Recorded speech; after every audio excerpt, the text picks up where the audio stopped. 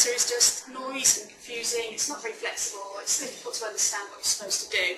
But you shouldn't let that put you off. If you think about events here, you can just listen to what somebody's saying and then get involved. It's the same thing online, and just like you send a text and explain what you mean in 100 characters, you can do the same thing with a tweet. So it's just a small leap.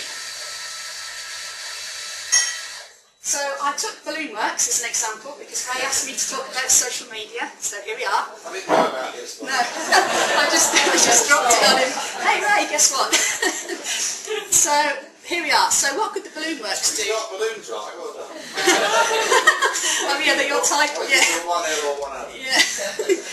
And so Ray could look for people who say, I'm looking for balloons. Somebody's asked me to organise a party and I need 400 balloons. Great.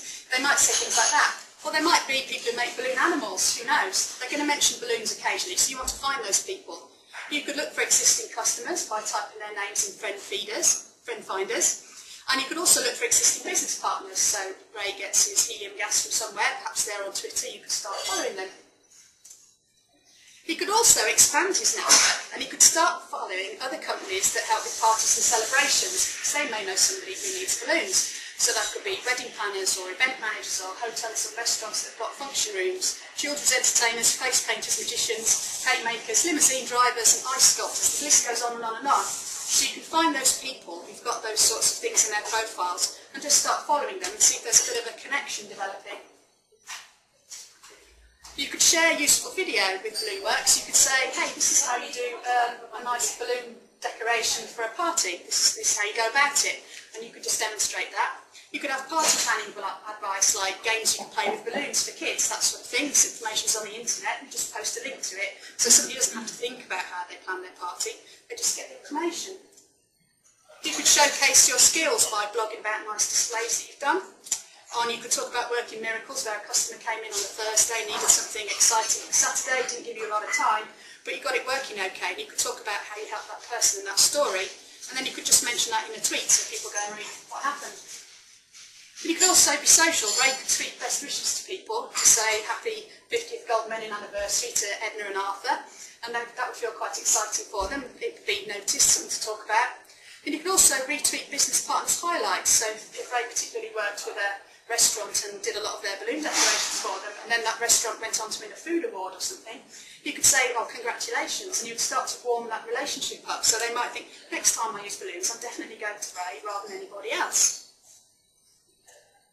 I've got an example here of a Twitter page that's gone horrendously wrong. The first thing that's wrong with it is that it's just got this plain blue background and it doesn't differentiate itself from any other Twitter pages that might be out there.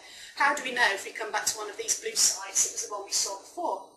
Also, there's a couple of tweets here lingering from the 25th of April 2009 and the 13th of April 2009. So this has got tumbleweeds written all over it. Does the company really care about what's going on? And they've not got very much of a description saying what the company does or anything. Location, your garage or driveway. That doesn't let me know where this organisation is, so that's pretty hopeless. So what Ray ought to do with his example is something like this. And I've got some things to hand out here which give you the skeleton of what you can use on your Twitter background. And what Ray could do is, he's giving out business cards at an event like this. People get used to seeing his logo. So we put that on there, so people think, oh yeah, that's the Balloonworks, not any other's Balloonworks. We've got his logo as the Twitter face. We haven't got the little bird. It's quite customised specifically to his requirements. And we've got a tagline explaining how he helps people, and the address, and also other services that he offers above and beyond balloons. So that's much more effective than that one we had before, that was just the blue background. In here there's examples of things you could tweet about, saying thanks for connecting with me. If you need help decorating a room, have a look at our gallery. Here's how we've done, here's how we've helped other people.